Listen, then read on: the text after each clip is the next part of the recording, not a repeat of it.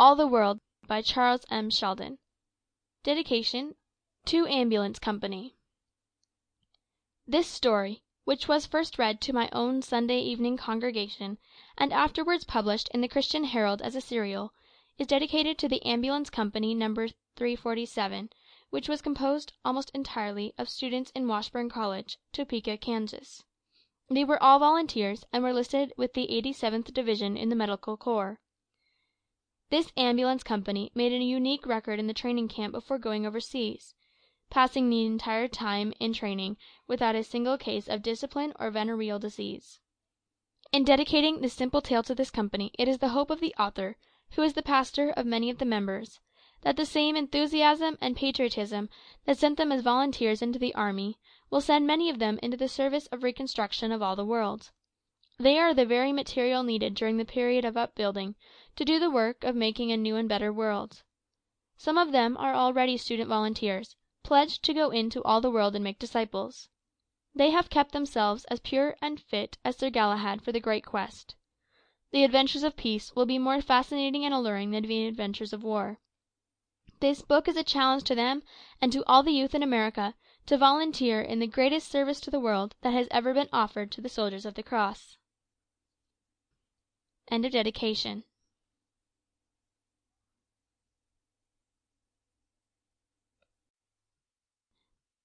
Chapter 1. Amos Thatcher, the old photographer of Bradford, was honestly perplexed on that memorable day when the town decked itself out with all the flags and buntings and welcome banners they could buy, borrow, or secure, when the boys came home and the whole town turned out to greet them.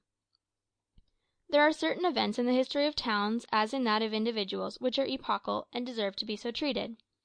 Such an event had come to Bradford. When the ambulance company 241 had been entrained for its camp, there had been no banners, no bunting, no brass band, no decorated streets and office buildings. The boys had gone away in a rather quiet fashion. Fathers and mothers, sisters and sweethearts, had come down to the train, and there had been abundant leave-taking after a fashion, but nothing exuberant or demonstrative. When the train finally pulled out, there was a cheer, and some waving handkerchiefs and hats, and hands reached up to the windows out of which the boys were leaning, and bundles and baskets of fruit and candy and lunches were caught at by smiling-faced lads, and the crowd had lingered round the station until the train was out of sight.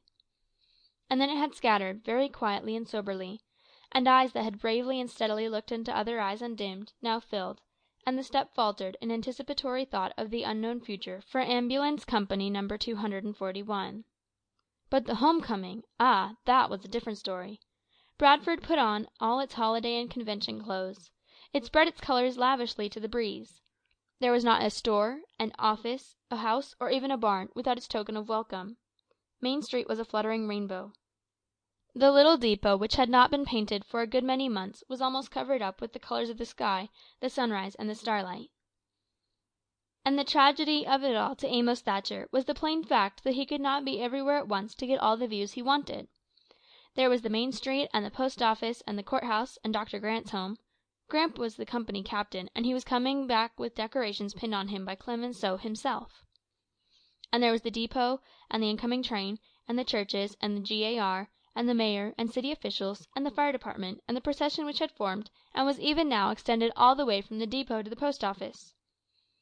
To be sure, there were 2 other photographers in Bradford, but they were women, and Amos secretly sniffed at them and their outfit as altogether impossible and inadequate for the great occasion. He had flitted nervously all over town that morning, getting snapshots of nearly everything, but had finally come down to the depot to catch the boys at the exciting moment of their arrival. He planted his camera up against the end of the depot, put his black box with its plates down by it, and turning around as he rose, he knocked the hat off a man in the crowd. "Why don't you—" Amos started to complain irritably, and then, almost with comical rapidity, his own hat came off, and he dived down after the other man's. "Dr. Ward, I beg your pardon. All my fault. Here." He picked up the hat and handed it to the man, who took it with a smile that seemed to irradiate the atmosphere in a circle like a personal halo. "It's all right, Thatcher. I got in your way." Amos Thatcher looked at Dr. Ward wistfully.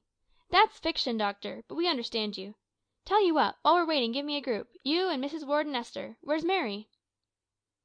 "Down at the other end of the platform," said the doctor. "But I—" "Don't refuse me, doctor. Think of it. Here—" Sample complete. Ready to continue?